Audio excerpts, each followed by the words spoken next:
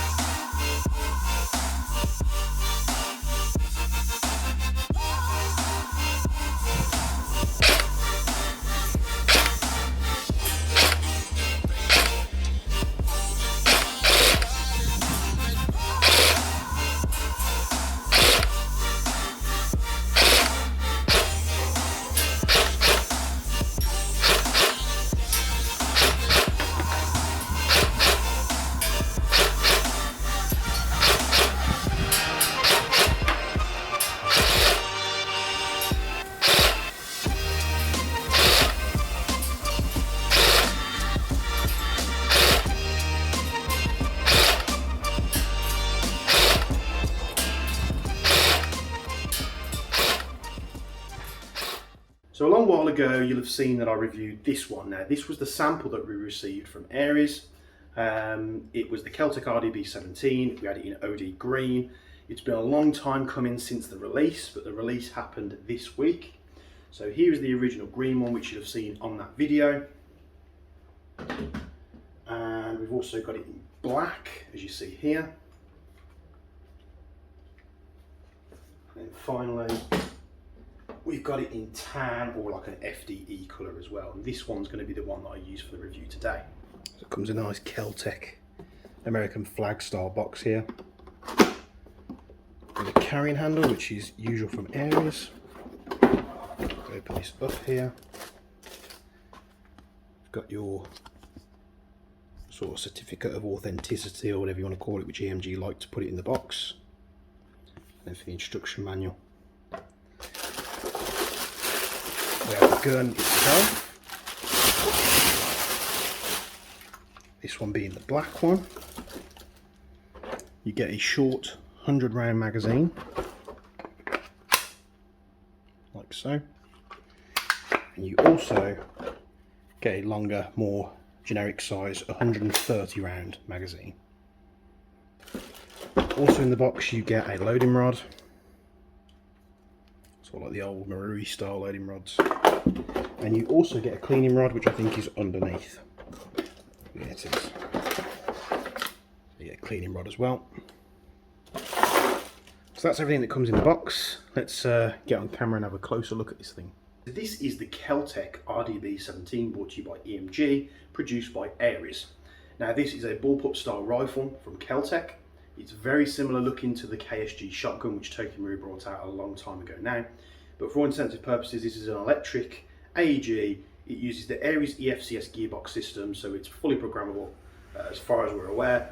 It uses a micro switch trigger at the front there, so it's nice and responsive. It can take 7.4 and 11.1 lipos out the box. And they're coming in about 330 feet per second. I know we put the chrono results in the last video, but just to confirm with you, these are coming in at 330 FPS straight out of the box. But they do have a quick spring change system. If you do want to change it, you can. So like I said, it's in a bullpup configuration. You've got a few metal components here on the top, and then the rest of the thing is polymer bar and obviously the gearbox. This is very ergonomic. It has full ambidextrous controls for the fire selector, trigger, mag release, sling points, everything that you think that you might need. I think even the charging handle, which doesn't really have a purpose, can be swapped to either side. So the magazine release on this is a little bit weird. So you've got a catch on the bottom here, so what you could do, whether you were shooting it left or right-handed, you could either come up with your non-dominant hand, grab the magazine, and as you grab the magazine you pull it with like your alternative trigger finger, and you can pull the magazine out. Alternatively, you can push the magazine with your fire hand and the magazine will drop out. These magazines that they come with in the box are a little bit nice and snug in there. They're not tight, but they don't wobble around, which is good, but I imagine they'll loosen up over time. Fire selectors can be found on both sides. You've got safe, fire, and of course automatic. This one has a battery inside it, so we are empty. The battery that I've chosen in this today is a thin triple stick 11.1 LiPo, which went straight into the handguard, and just for the purpose of demonstration, I'm going to show you the trigger response now. So I'm going to flip it over to fire.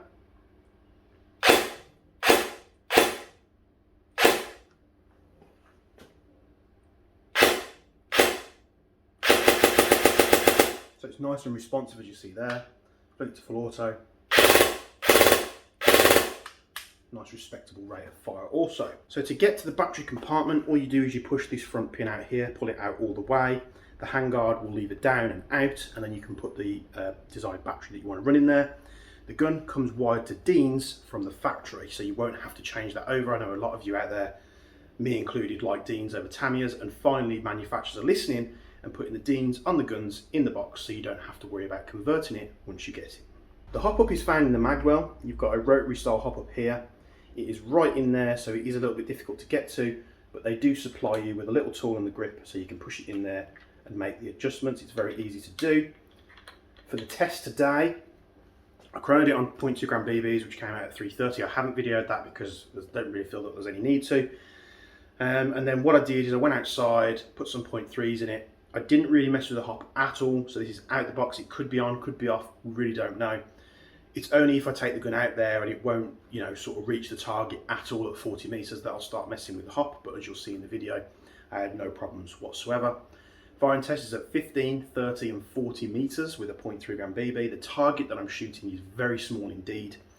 So we'll get to that shooting demonstration, we'll see how this thing does, and then we'll get back on camera and we'll wrap it up.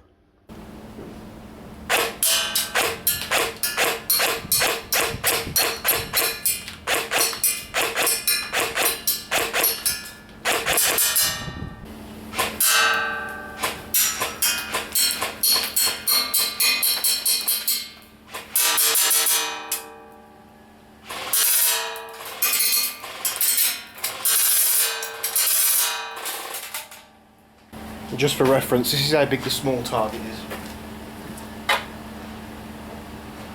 It's fairly small.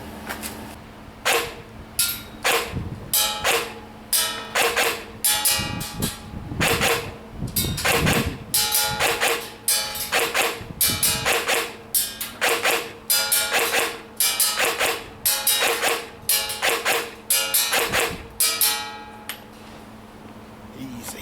Right, we're at 40 meters now. That is not a big target. It's a little bit, can be a little bit confusing.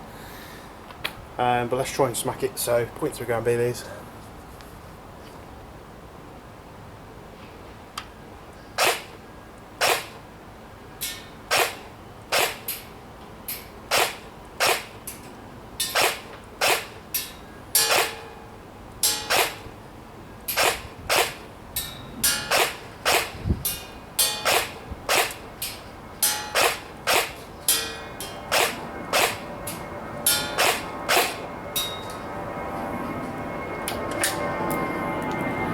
It's a lot more difficult to do when you haven't got some kind of optic or iron sight to take a point of reference.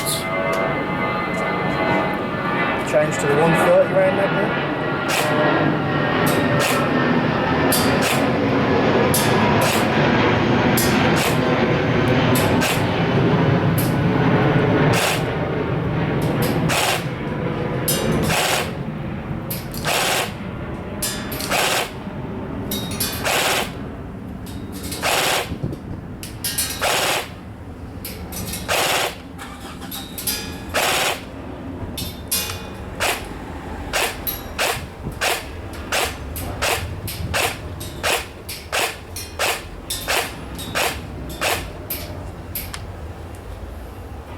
So yeah, nice and respectable there for out the box. I haven't messed with it at all. I haven't got any iron sights or red dot on there at all, so it's very difficult to sort of calculate where your holdover is. So on semi-auto it was nice and easy, but on full auto I had to sort of calculate a little bit where I was, which without iron sights or a red dot sight you can't do that, because you can't pick a point of reference, because I've got no, because it being a bullpup and the rail's really low, I've got no point of reference on the rifle that's accurate enough to sort of say, right, I'll aim 6 inches, 8 inches above, whatever. So you want to whack some iron sights on there or a red dot sight, but as soon as you do that you shouldn't have any problem at all. Now with the sample we did have it apart just to have a look what was going on. It is a case of you just pop 1, 3 pins out, and then the gun just pops apart, and you can change your spring with a quick change spring system. You can change it in a barrel if you want to. So it's very easy to take apart. I'm not going to do it on camera today just because I'm sort of sport for time, but it's a very cool looking piece indeed. It comes with 2 mags in the box. You get a short 100 round mag and the longer 130, but it is like a normal M4 AEG style magazine, so you could put a different magazine in there if you wanted to.